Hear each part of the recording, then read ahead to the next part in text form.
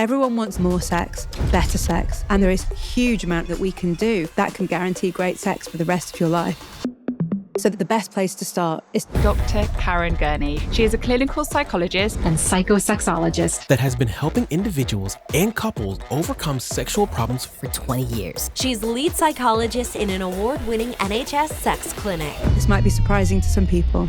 52% of women and 42% of men are unhappy with the sex lives that they have. And that's because, as a society, we've got sex all wrong. For example, the way desire is represented to us is lust, passion, spontaneity, but it's not the norm. And the problem is, a lot of people are waiting to feel like that. And they're waiting a really long time. What we need to do instead is be aware that our desire can be triggered using what I call sexual currency. I'll go into that. We also know that penis and vagina sex is women's least favourite sexual act, but that's how we see how sex should be. So we see less pleasure and less reward for women. But also, if you ask most people how often they should be having sex, everyone says 3 times a week. It's actually drastically different than that. 3 times a month. And that shows the way we understand sex is all wrong. So, I have questions. Do you think you should schedule sex? No. What you should do, though, is... fantasies, fetishes. What if your partner says, I don't like it? Well, I can talk you through that if you like. Parents who are struggling with sex, what should they do? We know that people start having sex again from when their kid is about 6, and that's because... What if you're in a relationship right now and you no longer found them attractive? What do I say? I would say... It's absolutely crazy to me that so many of you have decided to watch our show, and so many of you have decided to subscribe to our show. We now have 5 million subscribers on YouTube, which is a number that I just can't comprehend. And it's a dream that I absolutely never could have had. We started the Diary of a CEO just over 3 years ago now. And in my wildest expectations, we might have had 100,000 subscribers by now. So you can imagine how shocked I am that so many of you have chosen to tune into these conversations every week.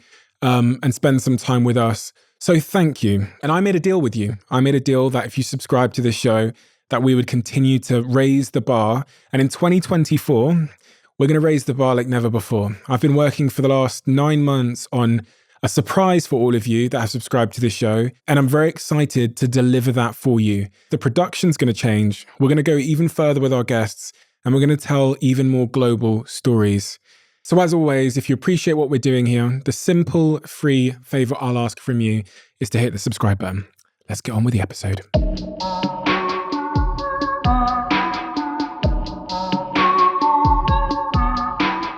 Dr. Karen Gurney. Hi. What do you do and why do you do it? I spend my working week trying to change people's relationships with sex. And the reason I do that is because although we might think that sex is a kind of frivolous recreational pursuit, it actually isn't. It's super important for our psychological well-being, for our relationship well-being. We know that when people have great sex, their relationships last longer. We know that when people have great sex, they're even more productive in work the next day. There are so many reasons why sex is important. But unfortunately, as a society, we've kind of got it all wrong about how sex works, about what we should be doing. And because of that, we have hugely high rates of dissatisfaction with people's sex lives in the UK, but also worldwide. Why did sex take your fancy? There's so much about sex that's fascinating, I think. There's loads we don't know. There's loads we do know, but no one talks about. People find it so hard to talk about sex, and it's so stigmatized that, you know, when people come into the room, you can really see the weight of it on their shoulders. It's hard for them to speak about, it's embarrassing for them, and to be the person that makes that feel comfortable and to be the person that can create change in a part of their life that matters so much, but is perhaps something they've never told their closest friend about, is hugely rewarding. You also get to work with people across all ages. So, you know, from their teens to their 90s. You get to work with couples, individuals. You get everything with sex therapy. I love it. Since you started your work, what was almost 20 years ago, did you say? 20. What have you seen in terms of changes in the problem set that you're dealing with now? I.e., what are the new problems that you're confronted with in your clinical practice when couples or people come to you? Yeah, that's a good one, because lots of things have stayed the same, right? So we know that, for example, problems with desire remain the most common reason why people end up in my clinical room. But lots of things have also shifted.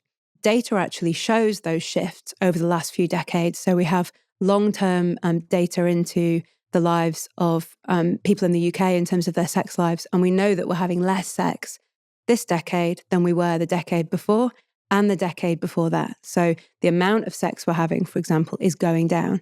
From my clinical hunches, but also from what's been written about in the research, we have a good idea that that's about our pace of life, our work-life balance, our distractibility, our use of devices. It's become evident in the last kind of 2 decades that when it comes to sex, attention is a really key part of it. It's really key. So being able to pay attention to what's happening in your body or being able to pay attention to what's happening in your mind is crucial. But as a society, I think we're getting less and less able to pay attention. We're getting more and more in pursuit of distraction. And that shows itself all the time in sex therapy. You know, couples who come to see me because they feel that they're never having sex. But yet, when you look at their week, they actually have very little time together.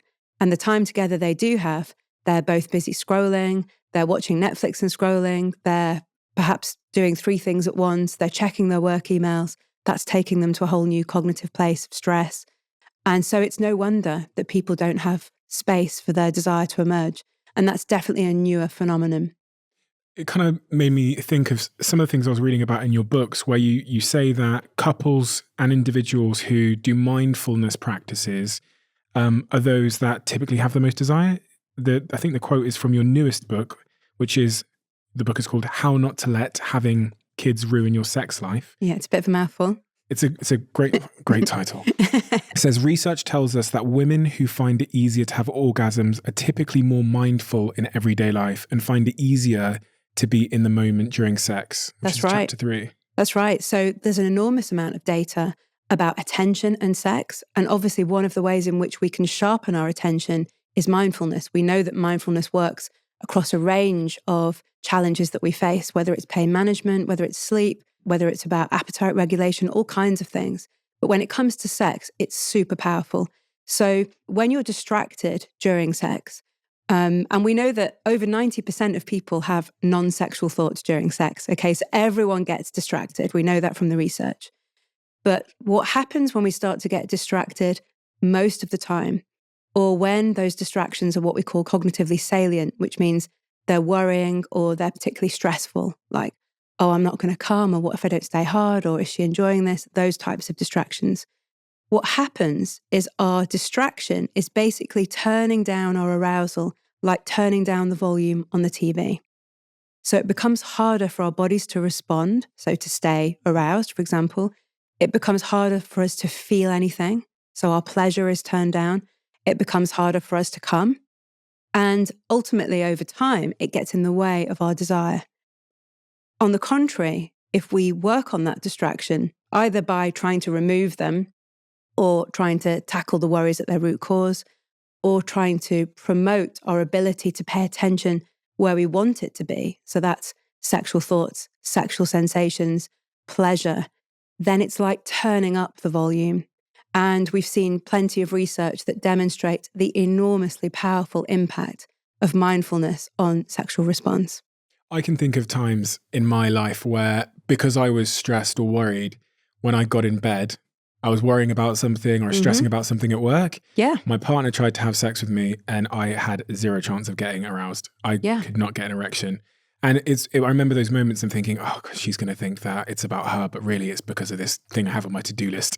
That's exactly right. I'd got in bed doing my to-do list. So I was holding my to-do list and I was doing it on my phone and I put the phone down and then I lay back and I'm still thinking about my to-do list and then she tries to initiate and there's zero chance. That's it. And that's also exactly what we were talking about earlier on, right? Which is that our society has changed. The way we work has changed. So perhaps 3 decades ago, you wouldn't have been checking your emails just before bed, which means that wouldn't have started that cascade of thoughts about work, which would then perhaps peak your cortisol, your stress levels, and then cut off your ability to get turned on. So that is one of the major things that has shifted for all of us. And I think, one of the myths that we, would benefit from quashing about sex is this idea that particularly men are always up for it, are always ready to have sex. It's just not true. In fact, everybody needs their kind of conditions for good sex, as I call it, to be right. They need to be in the right kind of headspace. They need to be not distracted. They need to know that the environment is an environment that works for them. It's quite important. So, yeah, your experience it mirrors what a lot of people are probably sat at home thinking about just now. Do you think there's a bit of a paradox with sex in the sense that the more you think about it and worry about it, the harder it becomes? Yes, absolutely. So what do? Just not think about it and worry about it? It's just like... So it's quite interesting because there's also something else that happens when we get turned on, which is that we get this attentional focused narrowing. So one of the features of physiological arousal, so when blood flows around the body, particularly to the genitals, is that we know it kind of sharpens our attention. It makes us basically want to block out the rest of the world. And I'm sure we've all had experiences when we've been completely in the moment during sex, when we've not thought about a single other thing that might be happening around us. So that attentional narrowing is great, unless your attention has been hijacked by a worry, because then you get attentional narrowing on the worry. And what happens when we worry about something is that it interferes with sexual response in two main ways. The first is that it takes our attention away from what's erotic, and that turns down the arousal and pleasure, like we talked about earlier on the TV. The second thing that happens is that when we worry about something, that activates our sympathetic nervous system, sending chemical messages around the body saying, don't have sex, there's something to worry about. It can't tell the difference between a modern day worry like this email has come through that's ruined my day versus, a saber-toothed tiger has just walked in. Our brains are still primitive in that regard. So what happens is that switches off our sexual response. It might mean that you struggle to get turned on. It might mean that you struggle to feel anything. It might mean that your body doesn't work in the way you want it to. And then, of course, the next time you go into it, what are you thinking? You're thinking, what if it doesn't work? You talk a lot about expectations and the role that they play in sex. Expectation and pressure make sex worse. That's a quote from your new book, Chapter 3. I know maybe that's not a quote, but that's basically the gist of what it said. But it's also the gist of my experience. I think it's always felt to me like the opposite of great sex is expectation and like rigidity. Yes. And great sex for me is sometimes spontaneous, but it's carefree. Yes. And it's worry-free. Yeah. Yeah. I mean, pressure is a total passion killer. But pressure, it's like, that's again the kind of compounding paradox, because the more there's a problem with our sex, the more it becomes a focal point in our relationship, the more pressure, the more expectation. Every night you go to bed, you're thinking, I've had moments in past lives and past relationships where, because the sex wasn't great, I would feel nervous going to bed because it was going to be one of those moments where we kind of both are sat there thinking about it, but we're not saying anything to each other. And then if I fall asleep, I'm going to disappoint them. But if I try, it's going to go badly. So what the hell do I do? Yes, pressure is not good for our sex lives. And one of the challenges with pressure is that when you think about initiation, it's often very much bound up in pressure. And perhaps we'll talk about initiation in a second. But actually, the foundation of those problems with expectation and pressure is not being able to talk about it. Because if you think about it, what we really want to say is, I'm feeling quite stressed about the sex situation. And the fact that we don't talk about it means that those things are hanging between us. And we know with sex that one of the fascinating things about it is, like other ways in which we learn about sex by what we witness in the media and what we pick up from social learning, something psychologists call social learning theory. When it comes to sex, we don't witness how anyone else is doing it, really. We only see what happens on TV and what happens in porn, and maybe hear from our friends, but we don't really know if they're telling the truth or not.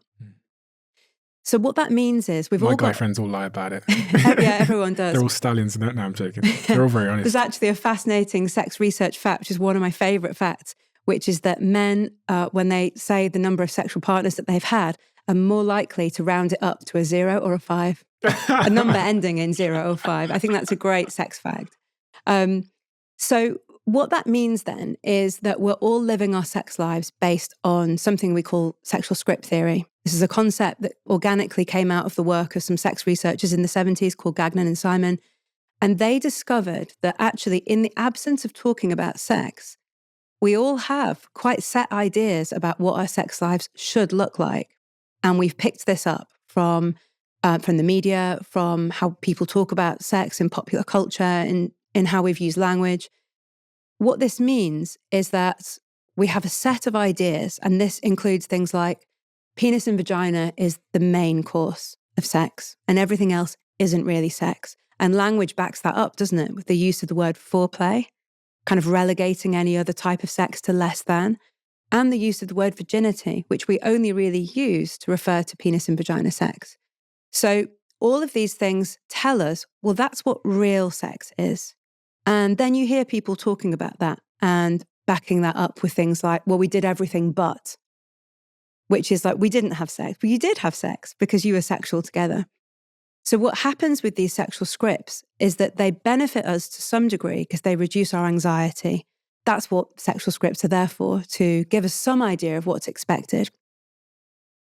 But what they do to us in the absence of communication is they give us an idea about what we should be doing or what someone else wants to do without us having to talk about it, which often means that problems arise. For example, one of the examples you give in your book is about orgasms. Yes. And pornography giving us a sexual script that men are basically meant, in a heterosexual relationship, men are meant to orgasm. And that there was some crazy stat from some Pornhub research. Yes. Yeah, that's really interesting research. There was some research that talked about depictions of female pleasure and pleasure-inducing acts for women from the 100 most popular videos on Pornhub. And they found that women's pleasure was shown in about 18% of those top 100 videos, and men's pleasure, or acts that produce pleasure for men, mainly around penis and vagina sex, because that's men's most favourite sexual act. It's women's least favourite sexual act. That was depicted in about 78% of cases. So it's quite interesting then when you think about the fact that we're learning from what we see, because what does that then tell us about what sex should look like, about when sex ends, about whose pleasure is prioritized? And it's one of the reasons that we have an orgasm gap when men and women have sex together, because that's how we learn about sex. On that, I just want to pick up on two things you said there that were really interesting to me. The first one was about us not talking, why we don't talk. It's very difficult to talk about sex with your partner. Very. Very difficult. I've been there. Very difficult, because the plethora of reasons why you might not be functioning well or enjoying it can often sound like you're blaming them. Communication is so important. We know that being able to talk about sex is one of the most highly correlated factors with long-term sexual satisfaction and relationship satisfaction and maintaining desire over time. It's more important than the amount you have sex, liking the same thing sexually. It's so important, but it's so hard to do. And we know why it's hard, right? It's because we're not socialized to talk about it. We're not often given the words that feel comfortable. We are out of practice getting those words out of our mouth, so they feel kind of clumsy and awkward. There's a lot of worry and risk involved. What if I say this and they don't like it? And because of that, it's easier to avoid. But the most fascinating thing about sex, I think, is that it's constantly evolving for us. So you and I, we're not the same people sexually than we were when we were 15, 16, and we won't be the same sexual people in another 10, 15 years than we are now. So we need to be able to have the ability for growth, right? Growth and flex in our sexual relationships. But how do you do that if you can't talk about it? It's a bit like going to the hairdressers, the same hairdressers for the rest of your life, and every time you sit down, not saying anything and just hoping that they'll give you the haircut that you want. You wouldn't do it, right? And they continually give you the bad one and you just keep coming back. And you say thanks and you tip them and you go. So we need to get better at talking about it. And It's not easy. It's easy for me. I talk about it all day, every day, but I know that that's not the norm. And part of the work that I do is to try and help people, try and give people the scaffold to talk about it. And I can talk you through that if you like. Please. So it might be that the best place to start is to find out how people find talking about challenging topics anyway with their partner. So if you can't talk about other things outside of sex without it going into an argument, then it might be worth just looking at communication full stop. Forget sex for the moment. Just talk about that. Creating some like rules of engagement for how we communicate. You listen, I express myself. Absolutely. And I always recommend the Gottmans. I don't know if you know their work. Yeah, I do, yeah. I recommend them because they have some great resources around general communication. It's important to have a good basis if you're going to talk about sex. But if people can talk about other things and they find it relatively easy to hear each other and to share their kind of hopes and fears, then it might be useful to start to create a culture where talking about sex becomes the norm. This is always the place you want to end up, right? We all want to end up with a relationship culture that supports easy communication about sex. That's the guaranteed route to sexual satisfaction. And to do that, we have to make it something that we do frequently without any pressure, without any expectation that something big has to change. So an early way to start that might be, for example, to bring in some novelty in your communications about sex. So people might be listening to this podcast and they might say, oh, how was your day today? Great. Oh, I heard this thing on Diary of a CEO podcast and it was about depictions of pleasure in porn. And I thought it was really interesting. And it occurred to me, we don't talk about porn much. You know, is that something you'd be open to talk about? Whether you watch it, whether you like it, what you like. That might feel too much for some people. And it might be, I heard a podcast about sex and it talked about the importance of talking. And I thought, we don't do that much. So there's ways of bringing it in, which are saying, look, this I think would be good for us. The key point is stating the impact that you think it will have. So I would like to talk more about this because I heard it means you can guarantee great sex for the rest of your life. So I think that would be good for us. You know, I'm committed to this relationship. I want our sex to stay great. This might be awkward for us, but can we do it? So the starting point, if you're nervous, is always to talk about things outside of your sexual relationship. Things you've heard on podcasts, films you saw with good sex scenes in them. Bring things in rather than talking about the two of you. After that, if you get good at that, it might be worthwhile talking about your own sex when it goes well. So a good time to do this is after sex that's gone well, or at another time when you're feeling really emotionally connected. Maybe you're out for dinner, maybe you're having a weekend away, and talk about what you really liked and why. Okay, so don't talk about it when it's bad. No, not at this stage. Not at this stage. If you feel confident with that and you get into a habit of talking about sex, talking about what's gone well, talking about sex as if it's any other topic of conversation, like business or exercise or diet, then you might want to start to talk about things you'd like to be different. And in an ideal world, I try and encourage couples to have a kind of regular practice of this. So if you think about your goals for your exercise, your work, your diet, often you'll set yourself goals, right? And you might tell your partner about them. You know, in 6 months from now, I want to do this, or this year I'm working on this. It's quite good to get into the habit of saying, where do we want our sex life to go? How would we like things to be? What do we want to continue? What do we want more of? And what do we want less of? And that's a really positive conversation. You don't need to talk about what you don't like. You're talking about what you want more of instead. What if the issue in your sexual relationship is one of attraction? And I've asked a few guests this because I think it's one of the hardest challenges to overcome. Mm-hmm. And I don't know in a clinical setting what you would say if you're sat there with an individual and they're telling you that the reason they aren't having sex with Dave right now is because they're no longer attracted to them. What is their path forward there? Do they dump Dave or do they go tell Dave? It depends how important sex is to them. If it's important. Say it's important. And for them, a relationship, they're in a monogamous relationship, so they can't get sex elsewhere, or they've agreed to not get sex elsewhere, and sex is important, then it's quite important that attraction is part of it. We know that the sex science tells us that when attraction is high at the beginning, it's really easy to maintain desire over time. when attraction is low, it can be really challenging. It's not unusual for me to see couples who've been together decades with very low levels of attraction, but the work they need to do to maintain a sex life that works for them both is tough. So you need to kind of have your eyes open, I guess, about what you're signing up for. If sex is important to you, then attraction is fairly important.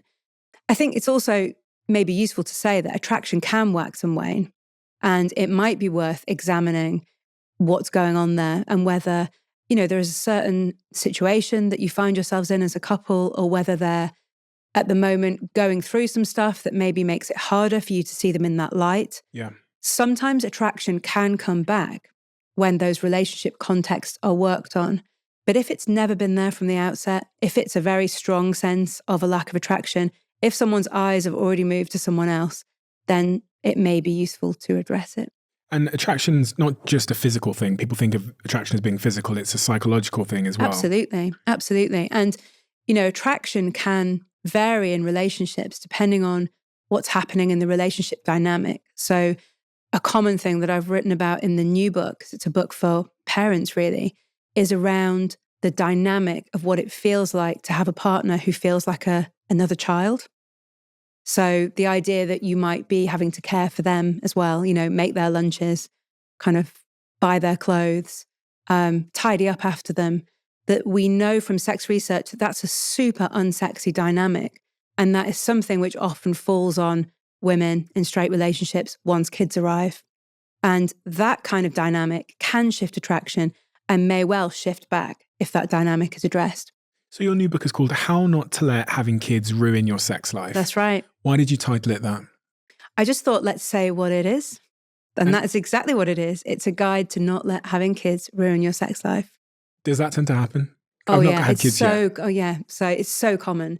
Sexual dissatisfaction is at its lowest for couples in the period after having kids. So if you've got an under 5-year-old at home, it's pretty likely that your sex life is suffering for it. It doesn't have to, but many of the kind of reasons why our sex life struggles when kids come along are amplifications of dynamics that we struggle with outside of kids. So, for example, quite often, but of course not always, people are in a long-term relationship. Quite often they're living together.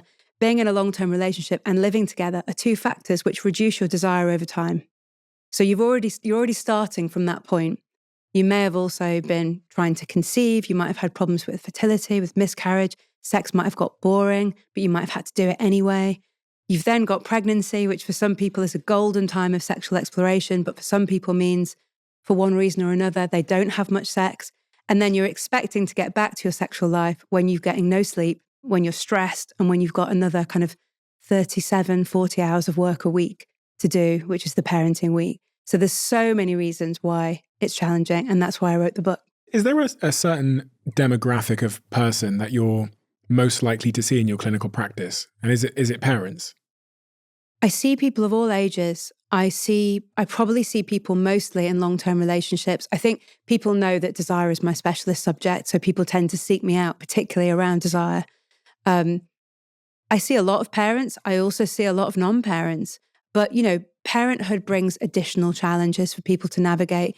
Even if you think about the time available to have sex, it's much more limited. It can be really difficult to initiate. When you initiate it, the other person might experience it as a really clumsy initiation when they've got a lot on their plate.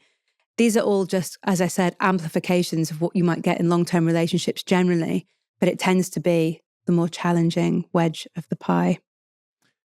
Desire. This idea of desire is really fascinating to me. I actually speak to one of my best friends about what we call desire management. And it was a theory that we developed based on just looking at both of our lives and how we had managed to maintain sexual desire in our respective relationships. He has an approach to dating, which we all laugh at him for, where he meets someone and he moves them in really, really quickly. Moves them in. It's a very smothering approach to finding love. And desire very quickly goes out the window. Mm-hmm. Whereas I'm probably the opposite of that, where in my current relationship, it was a long distance relationship for 2 years. She lived on the other side of the world. Eventually, in maybe year 3 or something, we moved in together. But we still both fly all over the world, so we don't see each other much, mm-hmm. which I think has proven to be quite central to our desire management. We don't see each other much. And we're that's the theory of desire management. The kind of theory keep some is distance. Keep the right amount of distance. Absolutely. There's probably too far away and too infrequently seeing them. And then there's seeing them too much. Absolutely. It's a great theory. So desire is possibly one of the most fascinating aspects of sex that is grossly misunderstood by our kind of collective psyche. And it's quite interesting because if you ask most people on the street how desire works or what desire is, they'll tell you that we have such a thing as a sex drive or libido, which kind of comes into our mind and tells us it would be a good idea to have sex. That is an idea that came from sex science in the 50s and 60s when we believed that desire was the first part of the sexual response cycle. So you first had the idea to be sexual and then you acted on it. And that's kind of seeped down into our collective psyche, and that's how we all operate our sex lives. We generally wait to feel like it and then we act on it. But actually, we now know that desire doesn't work like that. And that in the early stages of a relationship, or if we live apart, there's your desire management, we manage to maintain higher levels of that kind of desire. It's called spontaneous desire.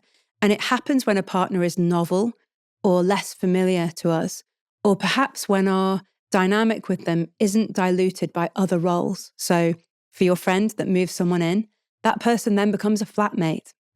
So that the role of them as a sexual partner is diluted. For other people, it's diluted also by being a co-parent. So our brain starts to see that person less as a sexual object. This is an inevitable part of being with someone for a number of years. And we can pretty much guarantee that for most people, spontaneous desire will start to decline about a year or 18 months into a relationship. Obviously, it depends how often you see each other. And it sounds like your desire management was fantastic. Might keep that going a bit longer. For most people, they have this experience.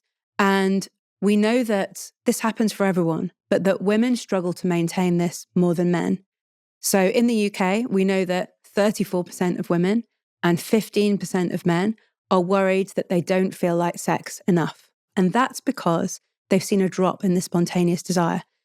We talked about sexual scripts earlier, and we talked about how we learn about sex from what we see. The way desire is represented to us in the media is lust, passion, spontaneity, that sexual urge that you absolutely have to act on. And yes, that is how it works for some of us, some of the time. Perhaps after we've not seen each other for a long time, perhaps at the start of a relationship, and for some people, lifelong with the same person. But it's not the norm. Actually, what the norm is that type of desire tends to diminish, and it's other motivations other than horniness that we're seeking out through sex. So we call these non-sexual motivations, and they may be things like wanting to feel close, stress relief, wanting to feel desired, wanting to demonstrate love or affection, wanting to have fun out of a sense of obligation because it's been a while. These are all non-sexual motivations which lead us to the behavior of sex. The problem is a lot of people are waiting to feel like it before they act on it. And for those people, they're waiting a really long time. We know that for women particularly, it should be considered normal to never feel like sex out of the blue with your long-term partner. Never. How do we know that? From sex research. So when we ask women, how often do you feel like sex with your partner? They say either never or maybe once or twice a month. This is spontaneous desire. But we're asking the question about only one type of desire. Responsive desire is desire that emerges out of us beginning sexual activity or having what we call sexual stimuli in front of us. A passionate kiss, a flirtation, being naked together, a text that suggests something that we might do later on. The later versions of sex research tell us that actually desire emerges out of being sexual. Okay, so it comes from doing something to trigger it. But if your understanding of desire is that you should wait until you feel like it, there's a large proportion of people in long-term relationships that are just never feeling like it and never doing anything about it. What we need to do instead is be aware that our desire can be triggered and find ways to trigger it. and have a relationship context that supports triggering it. In that context, we know that people's desire works perfectly well. That means they can have desire feature as much as they want in their relationship just by knowing how desire works. So our brains code things as sexual, and this could be physical touch, it could be kiss, it could be being naked together, it could be the sight of someone's naked body, it could be a suggestive text. It's different for everybody, but essentially sexual content triggers our arousal, which triggers our desire. It's the reason why the most common thing people say to me in sex therapy is, I didn't really feel like it, but we had sex and it was great. And afterwards I said, why don't we do that more? That's responsive desire. It emerges out of sexual activity. The problem of long-term relationships is that we see a decline in what I call sexual currency. So how we relate to each other as sexual beings. We start to see sex a bit like an on-off switch. So we're either having sex or the rest of the time we're not being sexual together. You know, we're not passionately kissing unless it's part of sex. We're not sending each other those flirty messages we used to at the beginning. We're not spending time lounging around in bed on a Sunday morning, being naked together in a way that might kickstart desire. So these low levels of sexual currency and these high levels of familiarity, seeing the same person every day, means our brains just don't code them as sexual stimuli in the same way. And then we go cheat or we go look for porn or something else. Yeah, absolutely. Because we want to have that kind of frisson of excitement.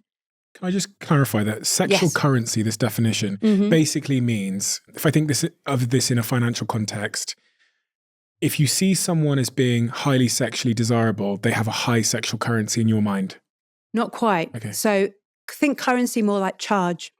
Oh, okay, like a that energy. type of, yeah. So sexual currency, my definition of it would be, it's everything that you do that marks you out as a sexual couple, apart from having sex. So this is the stuff that you wouldn't do with your friends, you wouldn't do with your family, you wouldn't do with your kids. So you're physically affectionate with all those people, right? Mm-hmm. But the sexual side of it, the passionate kissing, the bum grabs, the flirtation, the saying you look super hot in that top, these things are sexual currency.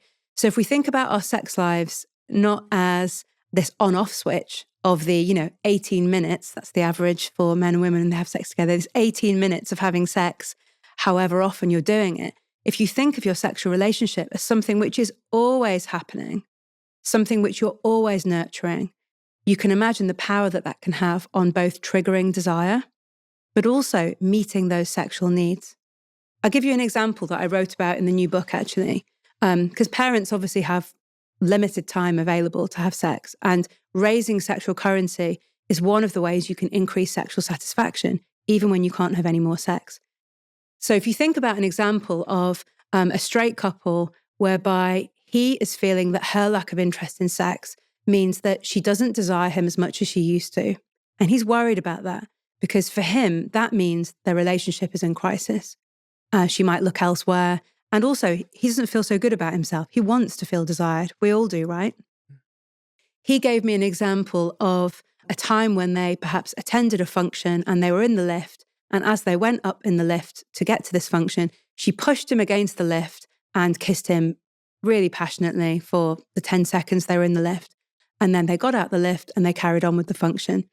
This is sexual currency. And that made him feel more desired, more connected to her sexually than a week before the sex they had that felt like going through the motions. So you've got something which meets your sexual needs, which makes you feel desired, attractive, close, like a sexual couple, like you've got some sexual secret between you that no one else can see. Sexual currency does all of that. But it also acts as scaffolding to help us move easily into sex. Because we talked about expectation and pressure earlier. And if you have high levels of sexual currency, there's low pressure for it to go anywhere. Because it is your sexual relationship for its own right. It's not someone initiating sex. The way to overcome this potential psychological barrier is to create a culture of low pressure between you.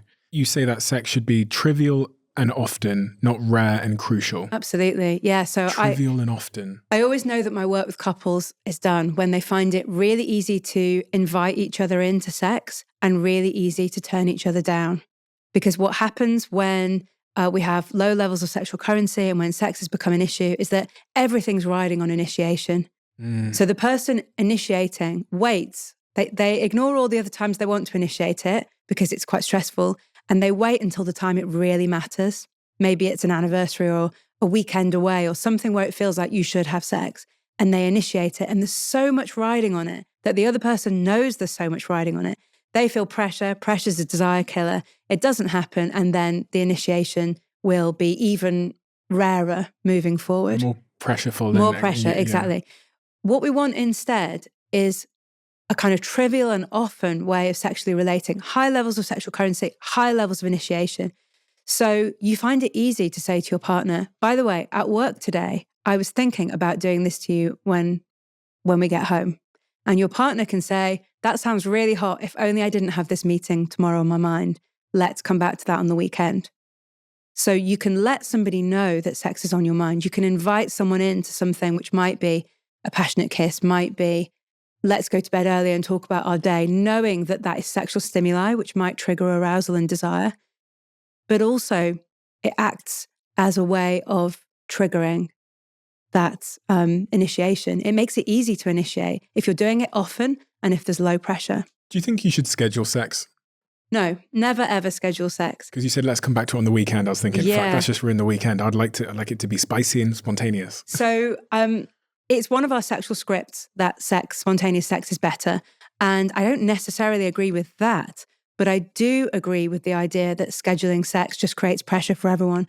How can you in advance agree to something that you don't know if you're going to feel like when you get there? And all that does is create pressure.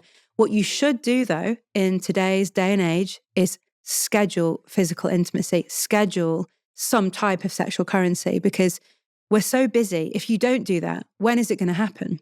The issue I have, though, is if I schedule physical intimacy, then, okay, and I keep doing that, eventually the expectation comes in that we have sex after the physical intimacy. It's also the same thing with like date night. If you're parents and you get one date night a week, we all know when we need to get this, we need to make this thing happen. So it becomes scheduling sex because you're scheduling date night once a week. You know what I mean? Yeah. So you've got two options, haven't you? One is that you wait until it's really high pressure and you don't initiate it very often. You wait for this date night, I don't know, once a week, once a month, and everyone knows there's all kinds of stuff riding on it. And that makes it possibly the worst set of circumstances for everyone to feel like sex. Lots of high pressure, sex that might feel formulaic.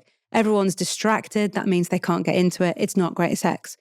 The other option is that you keep high levels of sexual currency and you try your best to schedule brief moments of physical intimacy, which could act as scaffolding to take it further. You're right in that you may start to build up an expectation that, oh, every time we say we'll have a bath together, we end up having sex. That might happen. But when you invite someone into the bath, you are inviting them into the bath, right? So you're not inviting them saying, let's have a bath and have sex afterwards. You're saying, do you fancy having a bath together? The fact that you both know where the bath might lead is fine because it allows you to get into that headspace. Oh, okay. I hadn't thought about sex tonight, but the bath might lead to sex. So let me get into a sexual headspace for a minute.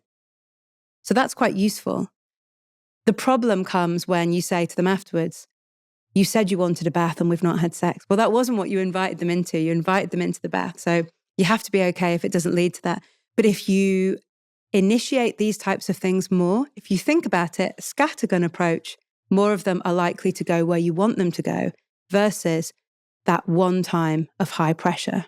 If you were to give me a couple of pieces of simple advice on how to keep desire high in my relationship, what would you say? I would say kiss more. Kiss for kissing's sake. Okay. Kissing often falls off the agenda in long-term relationships. The number of times I see that with couples I'm working with who've been together decades, they only kiss as part of sex or as an initiation of sex. So kissing is a great way of triggering desire. It's also a great way of getting our sexual needs met. So that would be one. The second would be you have to make time to schedule physical intimacy of some type, because remember that desire is triggered by that kind of sexual stimuli, whether it's getting naked on the couch and watching a film together that you know has got good sex scenes in it, whether it's massage, whether it's the bath, whether it's some kind of date night that involves use of your bodies. Without that, there are no triggers to your desire. So you're just kind of waiting to feel it. The third is understand how desire works. It's drastically different than what you've been sold. And you're normal if you struggle to get in the headspace sometimes. What about distance?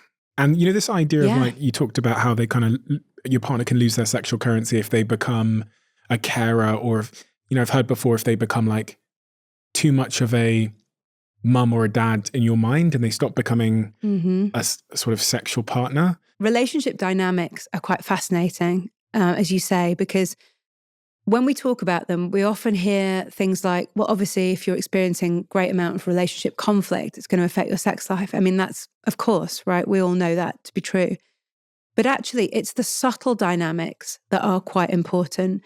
It's having distance from each other and being able to bring in novelty and newness, a bit like you do with kind of having that physical distance, but it's also an emotional separation, isn't it? Because you're having experiences separately and then coming back together to talk about them. It's also about what roles you might get typecast into in your relationship. So something I talk about often is the idea that when we have sex with the same person for a long time, we can start to feel as though there's only one way for us to be sexually, and that's the way they're kind of expecting us to be. So it can feel quite suffocating. And sometimes that's the reason that people go outside of a monogamous relationship, is because they want to experience themselves differently. They want to be a different person sexually. And because they can't talk to their partner about that and they feel typecast in that dynamic, you're the dominant one, I'm not, or the sex that we have is really kind of sensual and caring and I want it to be passionate and animalistic. It's really difficult. You must come across so many couples in your clinical practice that have two different visions of what sex should look like. Yes. Fantasies, fetishes. This one wants this person to do this to me, but this person thinks that's, horrific. Mm-hmm. How does one bridge the gap? And how does one go about even communicating those things? Because I imagine so many people in so many relationships, it's kind of like what you said earlier, having really bad haircuts, having really bad sex, and are saying nothing about it. And oh, yeah. I've been in relationships before where I've thought, do you know what? I really want to do that, but I think she'll think that I'm a little bit, too... Trust me, no one is talking about it. Everyone stays silent and just hopes that the other person will either get the hint or will accidentally stumble upon the thing they really want them to do. It is fascinating, really, when you think about it, because so much of our satisfaction, our life satisfaction, depends on how sex goes, but we just almost leave it to chance by not talking about it. One of the things we might do in sex therapy is by getting people separately to write down what their perfect sex looks like. Mm-hmm. I have an exercise, it's actually free, you can find it on my social media or my website, which is called Conditions for Good Sex, which guides people through the process of doing that. And it looks at three main areas. One is psychological arousal, what turns you on in your head, what kind of dynamic between you and the person works for you. How do you need to feel about yourself and your optimum sexual experience? One is physical stimulation, and that could be anything from where you like to be touched to the types of sex you like to the type of positions you like to be in. The third is being able to be in the moment. So you might write there the kinds of things that go through your mind to distract you. And I would get people to do that separately. The way I guide people through that is by getting them to think about their three best sexual experiences and really replay those in their mind. What were the aspects of that sexual experience which you replay over and over again? What was it about how you felt about yourself, about how you could be with that person? What was it about what you were doing? What was it about the environment? And people are able to then develop their own perspective, their own list, if you like, of the things that really work for them. What if your partner says, I don't like it? Well, that's what we come to next. Then we look for the overlap. So is there overlap? If there's not, then there's a little bit of work to do, right? Are you going to stay in a monogamous relationship? And if so, how are you going to make this work? Are you going to open it up so you can get your sexual needs met elsewhere? Plenty of people do that. Often there is enough overlap for people to say, okay, I didn't realize that that was a thing for you. I like that thing, but maybe not quite to that degree. Can we do this instead? So there's a little bit of negotiation that happens in the middle. But I think perhaps one of the myths around our sexuality is that it exists between us and our partner. And actually, our sexuality just exists within us alone. And we should be allowed to express that alone or in our minds in whatever way that we want. And that could look quite different, what we do alone, perhaps with others, to what we do with another person. So we don't have to get all of our sexual needs met by that one person. There may be other ways of doing it. Should we remain open-minded to the desires and requests of the other? I remember, I like experimenting, and I think I was once upon a time with someone who was less keen to experiment. And I remember thinking, this is boring. This is going to be really boring.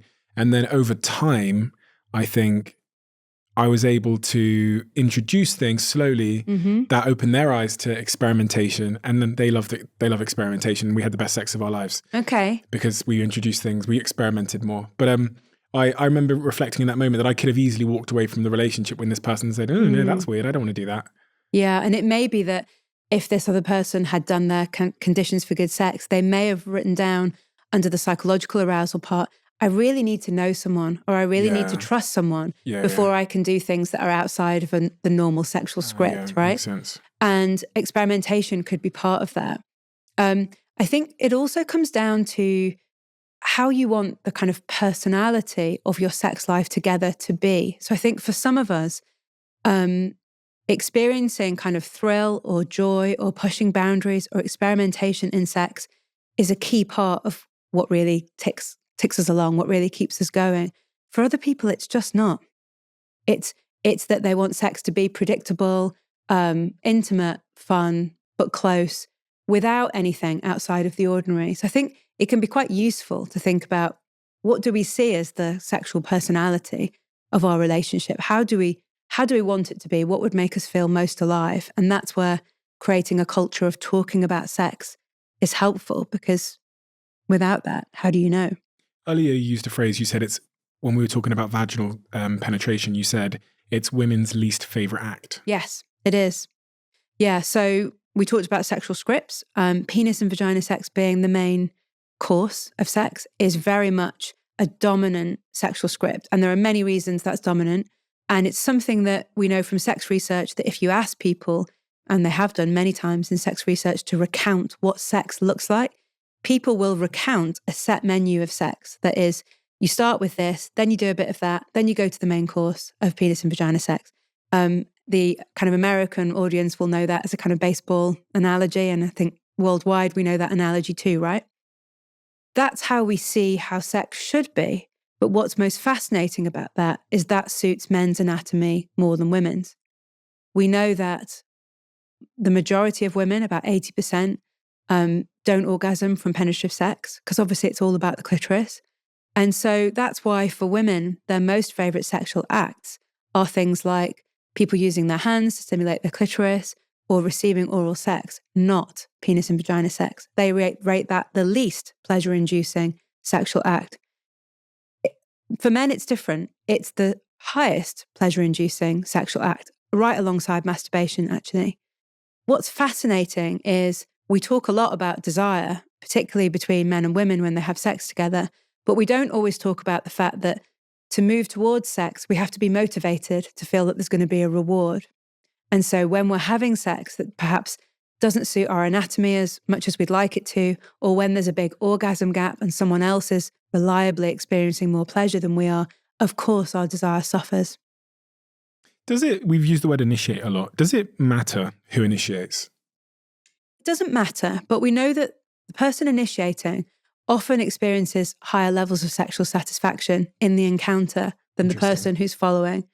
There are some really interesting things with initiation, and I actually think that when it comes to sex with long-term partners, when it comes to many of the couples that I see, people often walk through the door saying there's a problem with desire.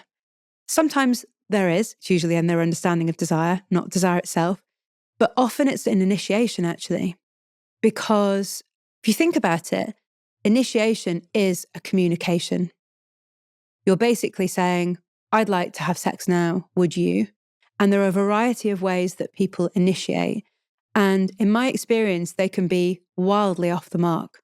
So one scenario is that the person initiates and it's so subtle that the other person just doesn't pick up on it at all. And it's quite difficult to put yourself out there with initiation, right? So people test the waters with this coded, subtle, I'll put my hand there and they'll know what that means. And often that is completely missed by the other person. And so the opportunity for sex is lost. The other side of the coin is when people initiate in a really direct way. So we know that women having sex with men initiate much more directly. And when men are initiating with women, or when women are initiating with women, they initiate much more indirectly. So this direct initiation from women to men often looks like, shall we have sex then? Do you fancy a shag? That kind of thing. Which, although it's direct and you could give it points for being direct communication, people say that all the time. Really? Yeah, Do you fancy all a the shag? time. All the time. They say it, it's direct, it's getting a point across, but it's inherently unsexy.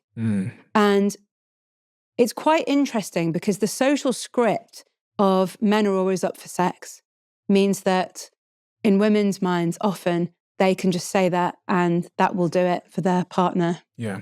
And actually, that's not the case. And what we know from research is that most men actually say, I need a bit more than that.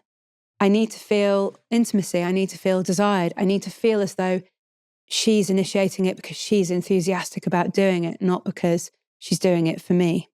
We also know that people fall into styles of initiation. And just in the same way that I mentioned getting typecast around how you are sexually with a partner, you can get typecast in terms of how you initiate. So there might be one way that you do it. Always the same. Yeah, and maybe it was cute for the first 6 months, but in month 60, it starts to become quite irritating. It starts to become not a sexual trigger, but, oh, here we go again. Yeah, unsexy. It's kind of like, predictable, pressure. So it can be a really useful thing to have a conversation with somebody else, somebody you're having sex with, around how you actually like sex to be initiated and whether that matches with how each other does it. You know what's interesting? When we think about sex and what we assume it must be like, we all have a bit of an idea in our head, maybe from pornography or something else or movies, that it should just flow. Yes. That it should just, and so when our sex doesn't flow, we think something is broken and wrong with it. Mm-hmm. We just walk in, hi babe, how was work? Da-da-da. Oh, off we go. We're off to the race. It's like every day. Yeah. And it should happen every other night. And if it's not flowing and happening every other night, we think we need to go and fix this. Someone's to blame, something's wrong with me or him or... So let's come back to frequency because that's a big one. But before we get on to that, occupying the space in between willingness. So that's a nice idea that I've had or you've had, but I'm not there yet. And desire, when your desire kicks in, is actually quite an uncomfortable space to occupy. And one of the things I like to do in my work with people is to try and help them get comfortable in that space. Because as you say, we have this idea that we should be feeling it before we start. That's wrong. We know that now. But also that it should be easy for us just to slip into that sexual headspace, to lose that awkwardness, to lose that sense of, I don't actually know if I'm going to feel like it. I might do. Can we just continue what we're doing and I'll see? Occupying that space in between willingness and desire is really a key part of initiation. Because if you initiate with, shall we have sex? It doesn't really give you a chance to see if you can occupy that space, does it? You either have to say yes or no. Mm-hmm. Do you not think it's harder for men as well in some regards? Because we got to get, the Eiffel Tower up in a heterosexual relationship. It's very easy to see if the man is aroused, whereas it's less obvious. Mm-hmm. I mean, it is, there's ways to tell, obviously. Yes. Without getting too detailed, but it's so clear if the man is aroused. There's no hiding it. For all of us, our body's arousal response and the degree with which we're turned on in our mind, so desire, don't actually always match as much as we'd like them to. So I don't know if you've ever had this experience or any of your listeners have, but it can be quite common for men to want to be getting in a sexual headspace or actually be feeling desire, but not be hard. And because it's a visual sign, sometimes their partners, whether they're male or female partners, can take that really personally. Mm-hmm. What does that mean about me? I'm going to be honest, because that's the whole point of this podcast, was I've had multiple times in my life where I've not been able to get an erection.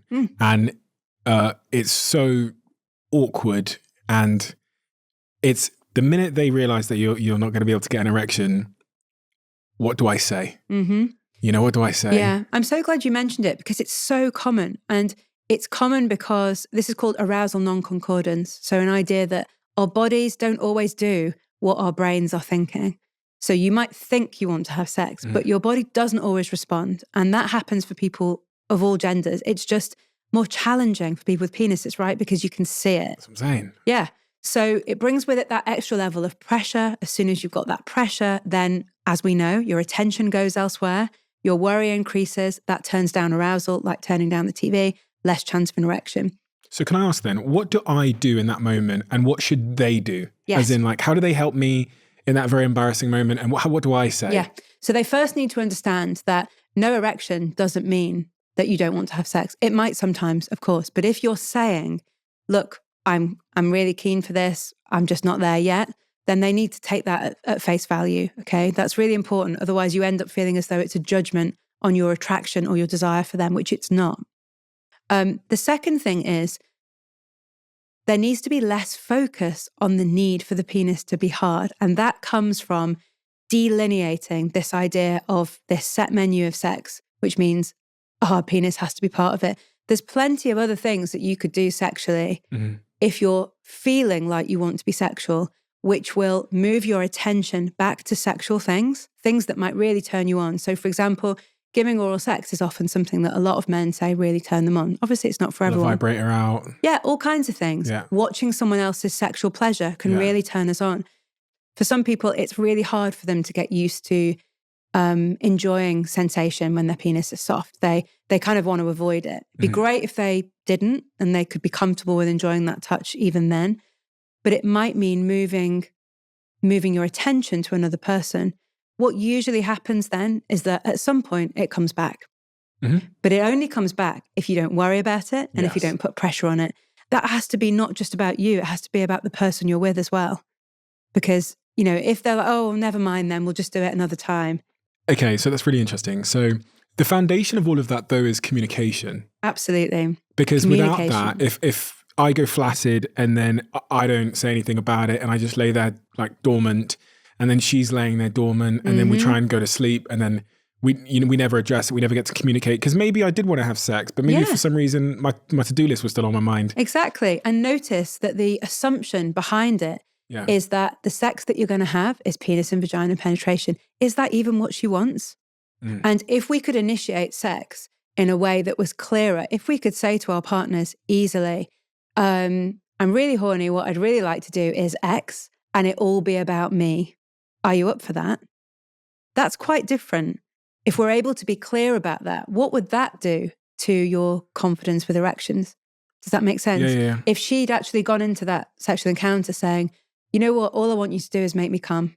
I don't feel like penetrative sex tonight. If she'd felt confident to say that, I can guarantee there would have been no problem with the erection. The erection would have come as part of it because the whole process would have been arousing. This is a bit of a left field one, but I just remembered a debate me and my friends had in our little like mates chat. Is it better to have sex before or after you eat? Because he was like, oh no, I thought this was weird. He was like, I have sex before we go on the date. I'm like, what? You have sex before the date? He was like, yeah, no sex after food. That is a good idea, to be fair. A lot of people say they struggle. Really? When they're full, they feel quite unsexy. They feel a bit lethargic. Bloated and stuff. They feel a bit bloated. They don't feel great about their body, perhaps. A lot of people do that. If they're going to have a date night, I mean, I never like date nights because I think by the time you get home from a date night, you've maybe had a bit to drink, you've maybe had a bit to eat, it's maybe quite late. It's not the best conditions for having sex, actually. I'd rather, if you had a date night, you kept it on fun, emotional connection, relationship satisfaction, and then you plan an at-home date night that's more about physical intimacy. Okay. Do you know what I mean? Yeah, because yeah. it's not that easy to do the two. So your friend's probably right. Probably before food is better. But do you want to come back to frequency? Sure, yeah.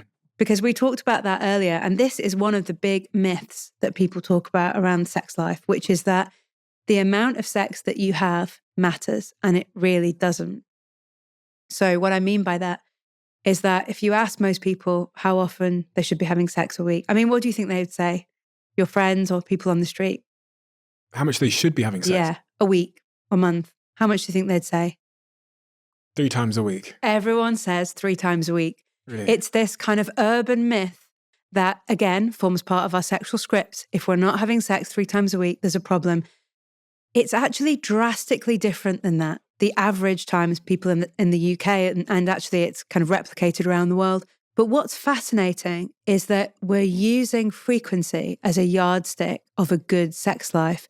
And there is no correlation between the frequency of sex and sexual satisfaction.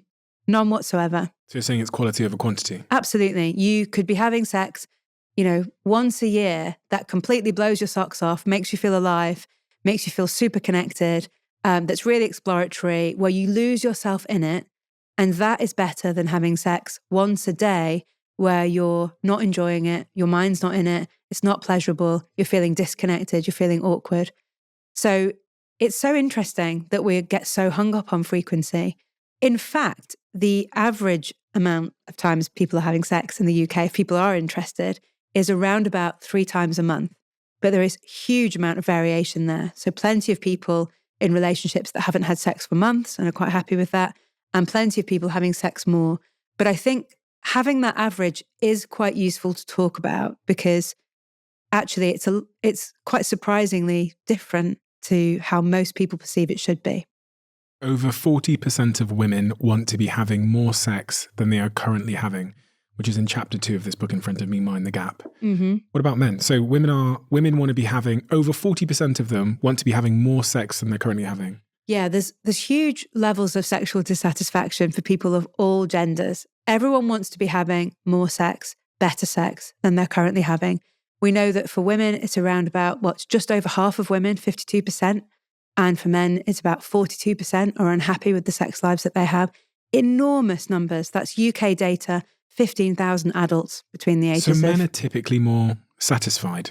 Yeah, and I suggest that the reason for that is that although men experience challenges with desire as well, men find it easier on average to maintain desire for the same person. And as we've already talked about, women struggle to access their spontaneous desire and label that as a problem when it's not.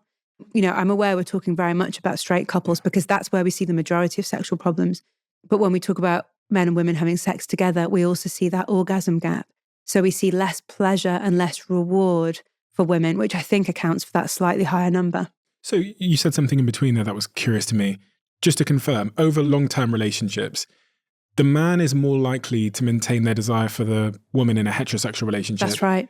The woman is more likely to lose desire for her partner. That's right. And we're talking here, remember, about spontaneous desire. Okay. Is that... Remember, there's the responsive desire we talked about earlier. And we know that, and this is the interesting bit, when it comes to women's desire, it's actually much more easier to trigger with a wide range of sexual stimuli than men's. So women's responsive desire works brilliantly. You could say it works even better than men's. So spontaneous desire is only one type of desire. It's that feeling of out of the blue, lust, horniness, want to rip your clothes off. It's partly attributable to higher levels of androgens like testosterone, but certainly not exclusively. There's a massive social component to it as well. So yes, men find it easier to maintain that. But I think it's really important to say, because there will be men listening to this that will be worried about their desire. As we've said earlier, 15% is actually quite a large number. It's not all men. Some men really struggle to keep hold of that spontaneous desire in a long-term relationship. And just to clarify, the reactive desire is the desire that kicks in once you've begun. Basically, yeah. Some kind of sexual stimuli, some kind of sexual currency. It comes after arousal. I want to close off on this subject of parents. I'm not a parent yet, but my brother has 3 kids and they're under the age of 6. They're 6 and under. Wow. And he's got 3 of them. I'm going to send him my book. Yes, I'm sure he's going to listen anyway. And from that, I've been able to understand on a surface level the plight of a parent. Sleep, kids waking up in the middle of the night, work pressures. A lot of people are working at home now as well. So that has impacts on sleep and how you're feeling and your mental health and all those things. And to think that couples, irrespective of children, are struggling with sex. You said at the start of this conversation, but it says in your book as well that we're having less and less sex when you compare one decade to the previous decade. And there was another study that I saw that said there's been general declines in sexual frequency in other countries around the world as well, like Japan, Australia, Finland, and the USA. So we know that like we're having less sex with each other anyway, and then you throw kids into the mix, which I don't know. I've not been there yet, so I've not crossed that bridge. But I'm trying to figure out when I do come to that bridge, how on earth I'm going to be able to have sexual desire when I'm a very busy CEO running multiple businesses, traveling all over the world, seeing my partner currently not very much, you know, and trying to make those moments where we do spend time together special. Then you throw in little Timmy, who's going to, and he's not going to care about my schedule. No, and Timmy won't care. It's going to become my priority, for rightfully so, if he behaves himself. And then where's sex going to go? Where, you know? Yeah, this is why it's a real challenge for parents. And I think one of the key things, one of the reasons I wrote the book actually, is because the first thing that we can do for parents is talk about the fact that it's normal. Okay, it's not you, it's not your relationship, it's nothing about the two of you together that means you shouldn't be together.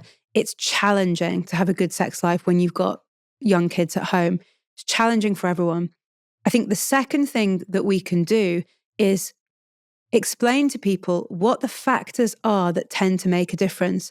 So people know about pregnancy, people know about trying to conceive. They understand that these things will impact on their sex life.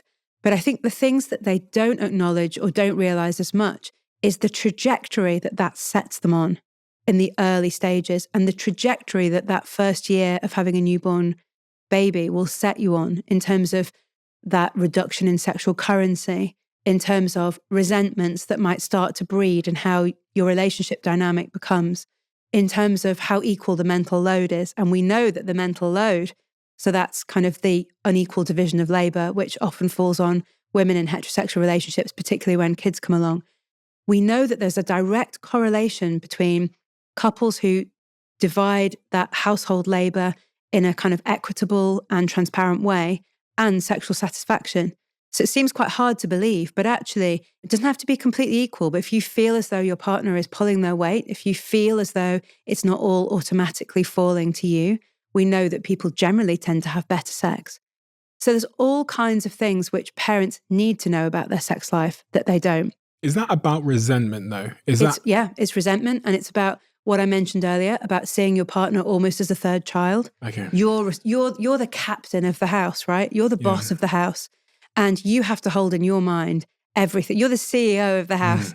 You have to hold in your mind everything that needs doing, even for your partner. Yeah, they're not holding anything. They're not remembering the kids' birthdays. They're not thinking they need to buy a present. You're having to do that. That takes your attention away from sex, and it also raises your resentment, and sexual satisfaction can really suffer.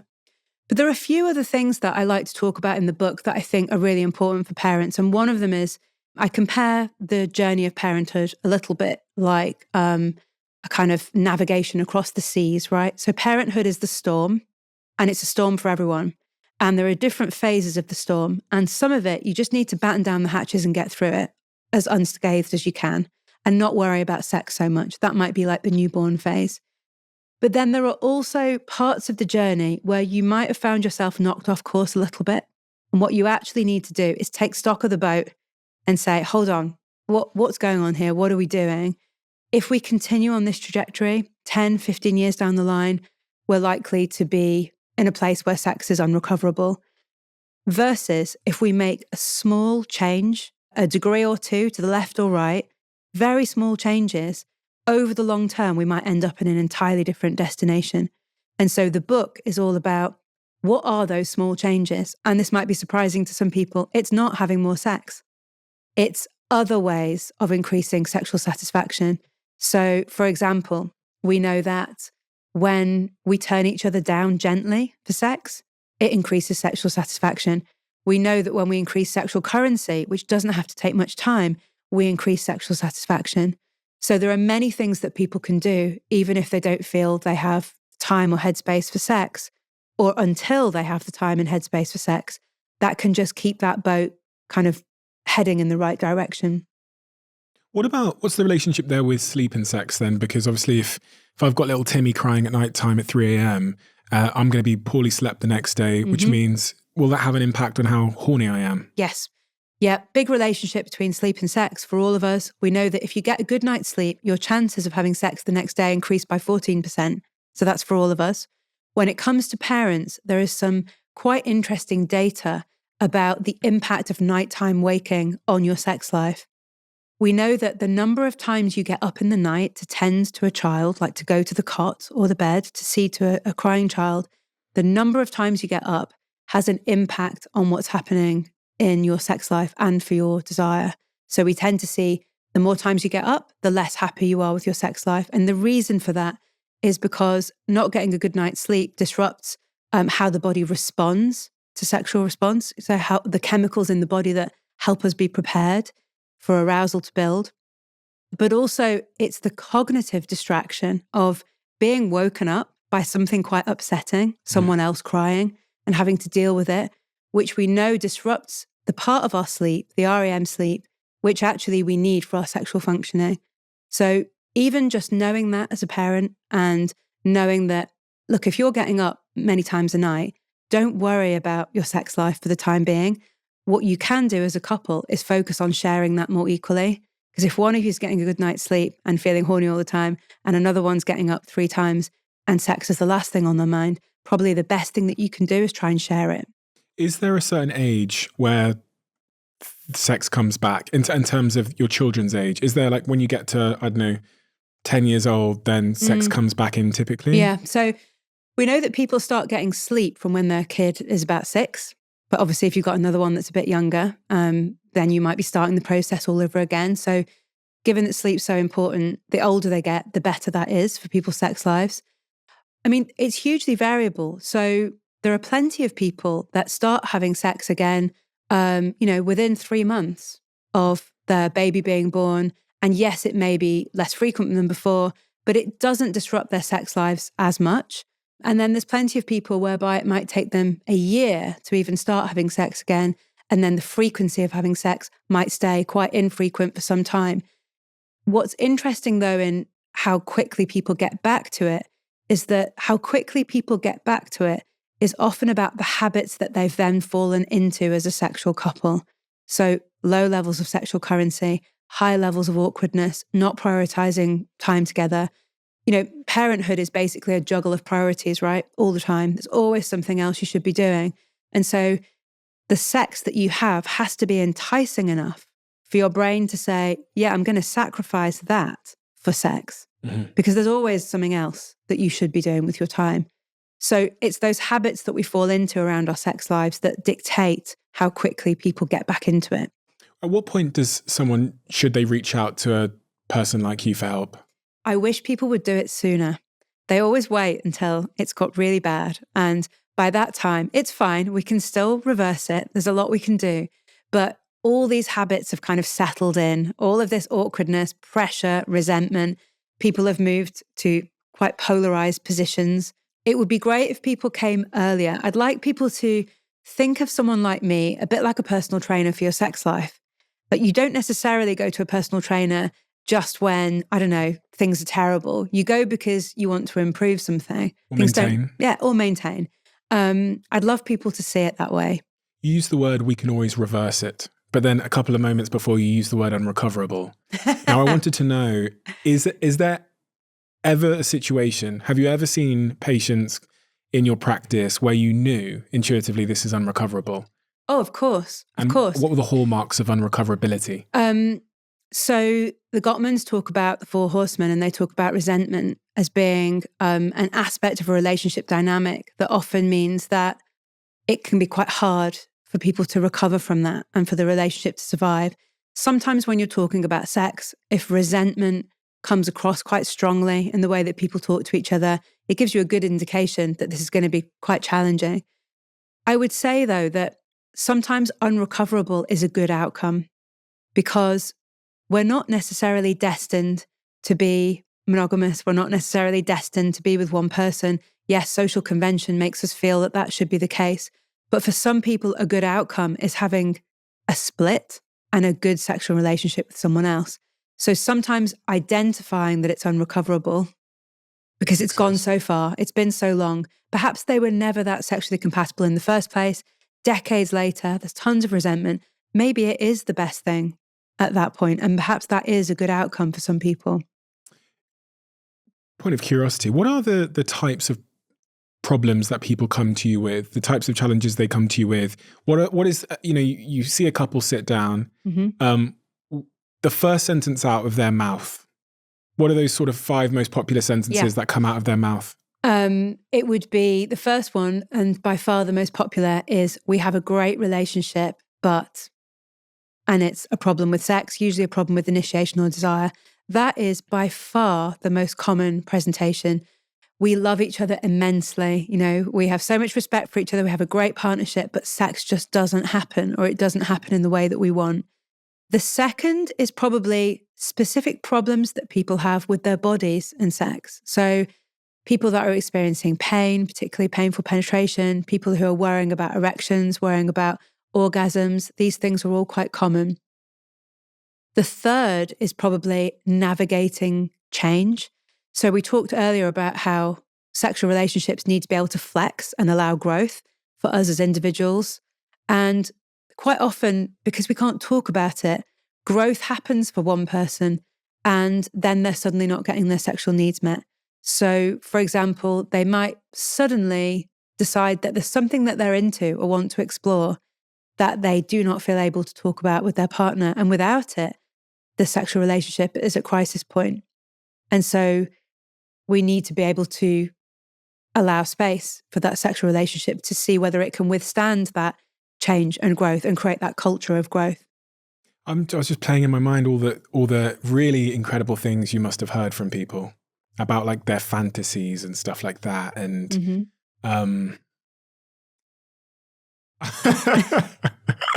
trying not to break your patient confidentiality. Yeah, but I won't do that. Just thinking about the other the unexpected things that people come to you and ask you about. You know what's one of the most unexpected things? After 20 years of doing my job, one of the things that has come up a lot recently that has surprised me, and it may not surprise you, I don't know if you've got any, but the impact of pets on people's sex lives. Have you got any pets? I've got a dog and he loves to watch. There you go. And, this was a massive surprise to me. I've been doing this job decades, and only recently something came up on my Insta and it blew up with people saying, yeah, my pet's constantly ruining the mood. They're either trying to get involved or they're watching or they're in the room or it puts the other person off. This was one of the biggest surprises to me, honestly. So so people are saying that the pet is jumping in, or my pet, my dog, I think he was concerned about my partner. I think he thinks that she's being attacked. Right, so he's being protective. Yeah, he's very, very protective. So sometimes I think he looks really upset. And then when he was younger, he used to wee himself. Oh. When he was watching, which is like a nervous wee, because mummy and daddy are fighting. It's like, yeah. Well, I think it was wee. I think it was. I mean, it's a big deal when you think about what we talked earlier about attention and distraction, because nobody really wants to have to take account of a third person well, unless you want a third person in the room, but a pet in the room, basically. It's quite distracting, right? It is, yeah. And if you put them outside, my understanding, because I've heard this as cats as well, my understanding is that they will bark and scratch at the door. It's not like you can keep them away very easily. This is a massive challenge. Pets should come with a warning label for your sex life. So you think pets should not be invited into the... I would say not. But I mean, some people are obviously fine with it. But the reaction I got from people on my social media was, this is a major problem. And I'd never heard of it before. I've never seen it written in research. It's a new thing. Maybe it's lockdown. Everyone got pets. Are you hopeful for the trajectory of sex in this world? I really am, actually. There is, I think there's been a boost of sex positivity in the media, on social media, on TV, shows like Sex Education. I think what I've noticed is that's not yet trickled down to the therapy room. So, what I see and think is happening, I guess because I'm plugged into those things and the types of people I follow on social media, I really feel like it's changing and people are understanding more about sex, feeling more assertive about sex, understanding that it doesn't have to look one way, looking at different relationship structures, not just assuming monogamy, not just assuming heterosexuality. But actually, what I see in the therapy room is that's not trickled down yet. And so my hope is that in the decade that follows, we'll be in quite a different place. And, for me as a parent of 2 boys, that's quite an exciting place to be, because we know that our first sexual experience is actually quite influential in dictating our sexual satisfaction lifelong. So to be able to go into sex with more knowledge, to be able to have an experience that is good rather than bad, which is most people's first experience, I think that's a great gift that we can give younger people. You use the word change there, talking about how we have to sort of grow and adapt through our sexual journey with a long-term partner. One of the changes that I've come to learn that takes place from doing this podcast is menopause. And how that can have impacts on someone's sexual desires, which has an impact on our hormones and how we're feeling. I'm learning more and more about menopause, but I imagine some of the people that come to you and talk about their sexual desire are referencing the impact that menopause has had, or perimenopause. Absolutely. The symptoms of menopause can be really unpleasant for a lot of people, not for everyone, of course, but things like hot flushes and aches and pains and mood changes, they obviously can really disrupt your interest in sex. There's also other things going on in menopause that are more kind of psychosocial as well, often around stable life, long-term relationships, all the things we've talked about around desire. And sometimes the work is figuring out how much of it is to do with menopause, which some of it might be, how much of it was there before and is exacerbated by those symptoms of menopause. But it's really important. In fact, hormonal fluctuations for all people with menstrual cycles actually are quite important when it comes to sex. And we do see changes across the monthly cycle in people's receptiveness to sex and also the types of sex that they're interested in. Changes. One of the changes that happens when we have kids is our bodies change. Yeah, hugely. And that can have a big impact, I imagine, on self-confidence, but also potentially attraction. Yeah, I think there's often a big worry that those body changes will influence attraction. And again, because we don't talk about it, people never get to find out. So a lot of people tell me that they're worried that their partner won't find them as attractive because they've got stretch marks or because their body looks different. And actually, they've never voiced that. Part of the success of therapy is people speak the things that they don't speak elsewhere. And sometimes just having a conversation about those things means that the problem is removed instantly by someone saying, well, actually, no, like I can see your body's changed, but you know, the way your belly looks isn't the sole attraction that I have for you. So yes, it's changed, but no, it's not shifted my attraction for you. So yeah, changes to body image and how that affects you during sex, but also what you worry a partner might think can be a huge thing for parents. Are we meant to be monogamous? No. Is that a shitty question? Are we meant to be anything? No, you know, it's not a very popular answer, this. And actually, when I post about this on my socials, people hate it because it really disrupts what a lot of us are doing. I'm monogamous myself, right? But we are not destined to be monogamous. There isn't anything about humans that means that we're designed to maintain a sexual interest in the same person for a long amount of time. That's why if we have sex with the same person forever, if you don't work at it, if you don't nurture it, if you don't allow growth, it's going to be challenging because we're not designed to do it. Our brains, they get bored. They need novelty. They don't like predictability. So we're not designed to be monogamous. And I think what's fascinating is that we all just kind of fall into it because it's a social construct that is kind of politically and economically and historically present. We just think that's what we should do. It's fine if people choose it. Of course it is. But I think if you choose monogamy, I think you have to have your eyes open to the fact that you can't expect that that means you'll maintain sexual interest for that person without any effort. That's what we know about long-term monogamy. Spontaneous desire will drop, sexual currency will drop, person will become very familiar. You'll need to find ways to keep sex novel. You'll need to not order the set menu. You'll need to go for the buffet. You need to bring different versions of yourself into sex. There's so many things that you need to be conscious of if you choose monogamy, if you want a good sex life. And I think monogamy tends to bring with it an idea that that person will just always remain sexually interested in you because you've married them, or perhaps you don't need to work at it. And I think those things can be quite harmful, those ideas. I've read like only 4 or 5% of people identify as being polygamous. Is that the right word? Polygamy? So, I mean, there are many different words, but in terms of open relationship structures, of which there are many, I think they're on the rise. And I think that's a good thing because I think all of us, a bit like, as I said earlier, that idea of compulsory heterosexuality, you're kind of monogamous and straight unless you prove otherwise or choose otherwise, right? It'd be great if we all had an idea that, well, you could be any of those things and there is not one that's best or right. But why don't you look at all the options before you make your mind up? Do you have people come and see you that are in those polygamous relationships? Yeah, absolutely.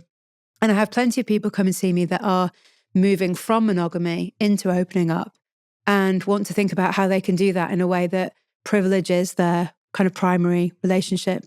So that's actually a really wonderful thing to work with. I love working with those couples because actually they're really able to think outside the box and they can separate their love from each other and their commitment to each other from their sexual interests. And they cannot be threatened by the idea of sex elsewhere. It's really fun to work with. A new set of problems? And does it work? I would say a new set of solutions. Interesting. Does it work? Yes. But like monogamy, it only works if you work at it, because there are another set of things that you might need to work at that are, you might not need to work on novelty. You might not need to work on predictability because you're getting that with different partners, but you do need to work on boundaries, communication, how you manage it together and the constant flux of that. So it all requires work. What if you're in a relationship right now and you want an open relationship? What is the best way to broker that conversation with your partner? Is it just, hey, babe, let's sit down and have dinner. I'd like to have an open relationship. I think, direct is good, but also if you want to test the waters, you might say, like we talked about earlier with communication, I was listening to this podcast. Turns out that, a lot of us choose monogamy without even thinking it through. Did you do that? Did you choose monogamy? Did you know that was right for you? I've been thinking about this for myself recently. I don't know why I chose it. My partner said that to me. It would be like a dagger in the heart. I'd be, oh gosh, got nervous even hearing that. Because you know what they're implying. They're implying that they want to go shag someone else. Yeah. And we, one of our ideas about sex and sexual relationships is that the attraction and desire we have for our partner or the romantic love we have for our partner is finite. Mm-hmm. And that if it moves to someone else, it's lost from us. Mm-hmm. And it's a really interesting concept that we only really have with romantic love. Like we don't have it with love for our children. We don't think if we have another one, we'll stop loving the first one. And we don't have it for our friends, right? We can have multiple friends and love them all equally or love them all differently. So you think we can love multiple people? Absolutely, yeah. But I think we feel fear about the concept of it simply because in our mind, that is a threat to our connection. I think, it's a really interesting concept and it'll be fascinating to see where we go with different relationship structures in the decades that follow. Dr. Karen Gurney. We have a closing tradition on this podcast where the last guest leaves a question for the next guest, not knowing who they're leaving it for. And there's 2 questions that have been left for you. The first one is, what's the worst advice you've ever received? The worst advice I've ever received was to not become a psychologist because I wasn't cut out for it. Who gave you that advice? My first supervisor. I hope she's listening. When she said you're not cut out for it, What did she mean? She said to me, there are many qualities required to be a good clinical psychologist. Unfortunately, you don't have any of them. What a thing to say to somebody. I know, Jesus, it was very early on in my career. I must have been, 19, 20. So yeah, I'm glad to have proved her wrong. And the second question is, what's the best advice you can offer Stephen Bartlett on how he can improve? Well, I'll obviously have to focus it on sex. Okay. And it's going to be create a culture of talking about sex often, initiate freely, and be really comfortable with being turned down.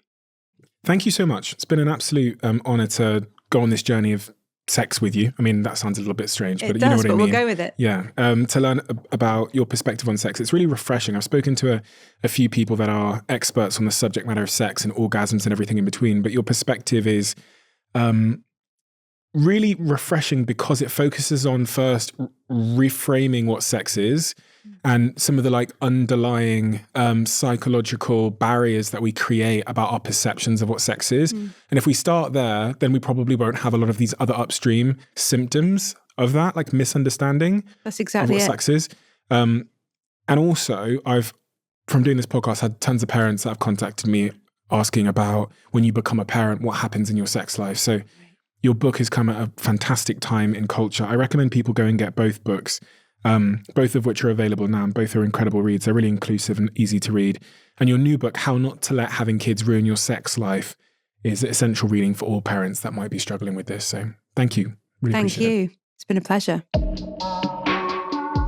I think it was about a year ago I became obsessed with sleep, to the point that, as many of you know, I pretty much have it as a non-negotiable. And one of the things that I found is a brand called 8 Sleep that sponsors this podcast, and that is the cover that I have on my bed. Some of you will know that in order to have optimal sleep, our bodies need to be a certain temperature, and there's slight variance between all of us. That's exactly what 8 Sleep does. It learns my body and regulates both sides of my bed with 2 people on it so that we both have optimal sleep. And on the app, you can also see how much you've slept, if you've underslept, and how you've performed across multiple stages of sleep. It is a bit of a revelation in my life, I have to be honest. It automatically regulates our temperature so we sleep deeper and therefore wake up feeling more restored, more energized, and more capable to pursue our goals. The podcast sponsors that I have are brands that I love and use, and 8 Sleep is one of them. I've had so many technological game changers in my life, and 8 Sleep is certainly one of them. Check it out at 8sleep.com/Stephen for holiday savings.